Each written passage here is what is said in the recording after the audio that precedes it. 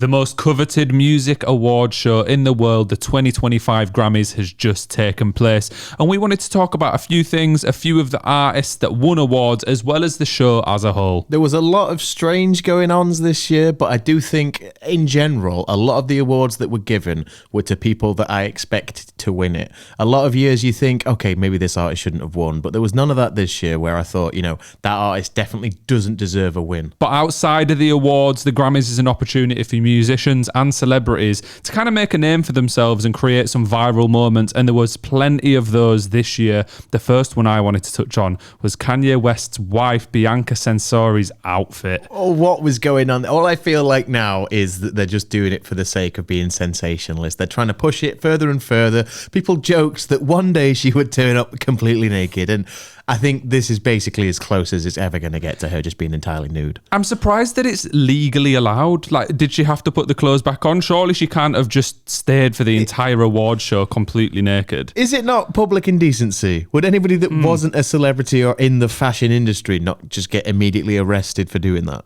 It's strange, and it was so unexpected as well. She had a nice fur coat on, and then all of a sudden, boom, no clothes. But something else I wanted to talk about was Chappell Roan, who did win a Grammy. He was the best new artist, but I really enjoyed her acceptance speech where she called out the labels, said that she wants healthcare for new starting musicians and a livable wage. I think a lot of us are learning more about how much the labels are taking advantage of artists, especially new up-and-coming artists. And as much as I'm not a huge fan of Chappell's music or even a lot of the things she kind of gets up to, I do think that this is a very good thing to talk about and a brave thing to do on the Grammys stage. It's the right platform to do it because this is the event that most people are going to have eyes on when it comes to the music industry, but something to do with the labels themselves. I think they are slowly losing a grasp on the influence that they have over artists, because they used to be the ones to kind of say, this song is going to be a big song, we're going to push this song, everybody's going to listen to it because it's going to get radio play, it's going to sell albums, this artist will be big. But it's kind of been stripped away from them a little bit with services like TikTok and Spotify and ways for artists to make a name for themselves. And I do think that the industry is low-key kind of scared of these opportunities for new artists, because if they can't control the narrative, they lose all the power, and then they have to cling to what they've got left. So then are they going to become more abusive? Will they then become more lenient with them? Will they give them more benefits because they want them to stay? It's a difficult one to figure out. Ooh, let's see what happens. But one narrative that definitely shone through was Kendrick Lamar's victory over Drake. This was effectively a victory lap at the biggest music awards in the world, cleaning up 5 Grammys. Not Like Us was stealing the show. This is perhaps Drake's biggest L in his entire career, and the previous biggest L was just Kendrick releasing this song. This song then getting public reception that was good, getting rewards and everything that he could want from it is just an even bigger L for Drake. And like Drake said, Kendrick just opened his mouth, someone go hand him a Grammy right now. And they did. He was right. He predicted that much at least. It's crazy and how well it did and the impact of that song when at an award ceremony like that, all the artists are dancing along, the crowd's dancing along. You could hear everyone chanting minor, which is crazy. If you're Drake, you're sat there going, oh my God. You could even see Beyonce singing along, and then Blue Ivy, their daughter, was singing along as well. And you think, if the kids are singing as well, there's a massive problem. And Drake has completely lost control of the narrative now, and I don't think he's going to be able to make much of a comeback anymore. Well, speaking of Beyonce, shall we have a quick chat about Album of the Year? Because Beyonce's Cowboy Carter did in fact win the award, but there were a few nominations, which included New Blue Sun by Andre 3000, Jess, I don't know how to say that, Jess Volume 4, Jacob Collier, Short and Sweet by Sabrina Carpenter, The Tortured Poets Department by Taylor Swift, The Rise and Fall of a Midwest Princess by Chappell Roan, Brat by Charlie XCX, and Hit Me Hard and Soft by Billie Eilish. So Tim, my question to you, do you think that Beyonce deserved to win the Grammy for the Album of the Year? So it's a tough one, because do I think that Beyonce deserves a Grammy? Yes. Do I think it was for this work? Probably not. This kind of feels a little bit like when Leonardo DiCaprio finally won an Oscar for The Revenant.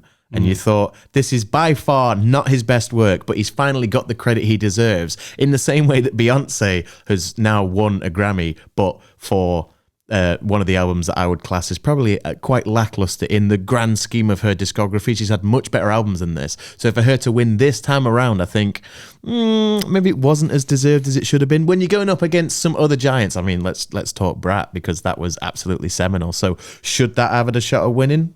Maybe. Well, I find it interesting because Cowboy Carter also won Country Album of the Year, which I think, given Beyonce's change in directions, makes a bit more sense. But for me, I'll be frank, I really don't think that this album should have won the Grammy for album as a whole of the year. Not a bad album by any means, but I've been a big advocate for Brat, and I think that the unique sound, more of a breakthrough artist in Charlie, who has been around for a while, but this has just shot her to new levels. I do think as a piece of work, as an album, it is definitely better. And to be honest, I'd maybe even say Hit Me Hard and Soft. I nearly said Hard and Slow. I nearly fumbled that one. Whoa. Hit Me Hard and Soft by Billie Eilish was also a better album in my opinion. But I kind of second what you say in terms of I think it's just because they wanted Beyonce to win Album of the Year. And how many more albums has she got in her at this point? Is she going to do it? I'm sure she'll do extra albums in the future. Whether she'll hit the heights that she had previously, I don't know. So maybe they thought this is going to be the last chance we can really give her an Album of the Year before she starts to fall off. So whether we'll see that or not, who knows? But thank the Lord Taylor Swift didn't win at least. I'm surprised that even got nominated. How? It's very surprising to me that she didn't win anything though. Like it's Taylor Swift. She is Taylor Swift. Yeah, but I think her album was pretty widely received as her worst in a while. Yeah, so at least that did happen. But let's move on to a genre that's a little bit more down our alley, and that is Rock Album of the Year. The nominees were Happiness Bastards by The Black Crowes, Dark Matter by Pearl Jam, Tank by Idols, Romance by Fontaines DC, No Name by Jack White of the White Stripes, Saviours by Green Day, and the winners, which were the Rolling Stones with the new album Hackney Diamonds. Why did the Rolling Stones win? I'm sorry, but I don't think they deserved that at all. I feel like I've not even really heard anyone talk about this album in a particularly positive light. From what I've seen, yeah, it's fine, it's good enough, but it's not breaking any new ground. It's not one of their best pieces of work. Similar to what you just said, it just feels like the Grammys have gone, let's just pick the safe option, which everyone will go, yeah, all right.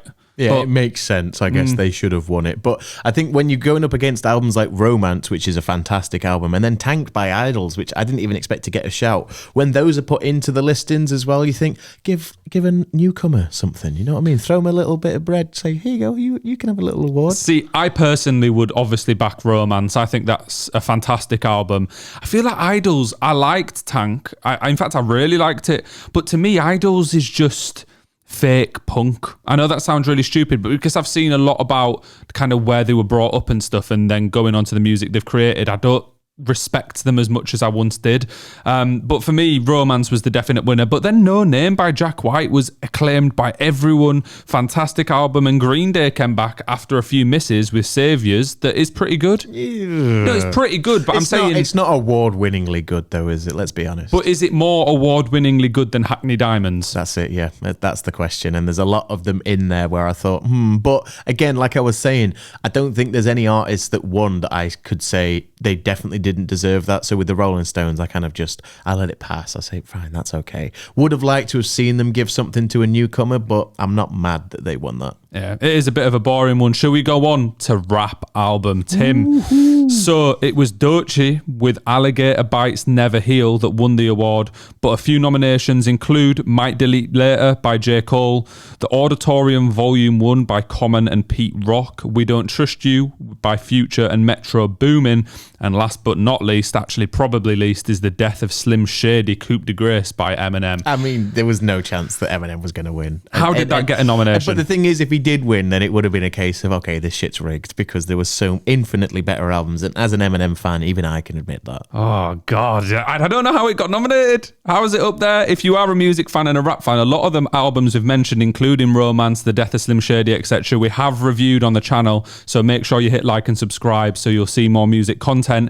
But do you think that Doechii deserved this album? I strongly do. I wasn't really in the world of Doechii initially. It's only within the last couple of months that I've fully got into her discography, and I just think she's fantastic. I think her music is really good. I think she deserves to be where she is, and it's quite interesting to see her style of music actually becoming popular, because it kind of feels like, I don't know, it feels a bit like alternative rap in the way that it's not quite what you'd hear in mainstream. Her flows and her lyricism and the way that she chops things up are quite different. But then you've got artists like Kendrick Lamar that are making, breaking records, setting new boundaries. So maybe that has then led the way for these kind of more introspective rappers to come through and actually make a name for themselves. Yeah, I agree. I think that this definitely deserved the award. I do think that it's a pretty poor lineup, to be honest, overall. Like J. Cole and Eminem, I think both of their albums everyone thought they were pretty rubbish. I agree, We Don't Trust You, Future and Metro Boomin was decent. It was good. There was a few good tracks on there. Pretty poor year overall, but Doechii was the definite winner of that.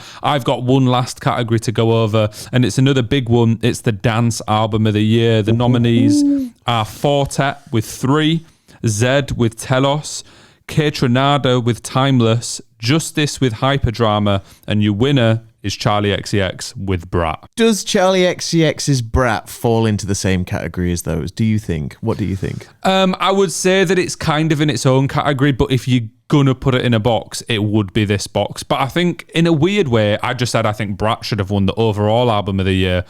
But I think as a pure dance album, I would have given it to Justice Hyperdrama. Like, that was fantastic, but Brat needed to win Summit, didn't it? And I feel like they had to say, look, we can't give her the album of the year, but we've got to give her something, because I think there would have been such an outcry online if she hadn't won anything. But in the same way, very surprised that Billie Eilish didn't win anything if we're talking about artists that deserved something, because, the album was very good, and as an artist, she's very respected and very loved, and the Grammys tend to kind of go with what people think and what the general public has received the albums as, although not every time, let's be honest. There have been a lot of stinkers at the Grammys where you think, yeah, that's the one that comes to everybody's mind, I think. Macklemore's apologised for that. Yeah, and Kendrick was like, I don't know why you're apologizing. I never asked you to apologise. Everybody else hates you for it, but I'm fine. I get it. And it's an award show, and at the end of the day, it doesn't fucking matter, does it? Because it's just people in the industry. They're all just glazing each other. That's all it is. Yeah, I must admit, I think the Grammys has lost a little bit of its swagger. A little bit of the prestige that it used to have has kind of gone, because you've seen a lot of the big artists, even artists that have won the award in the past,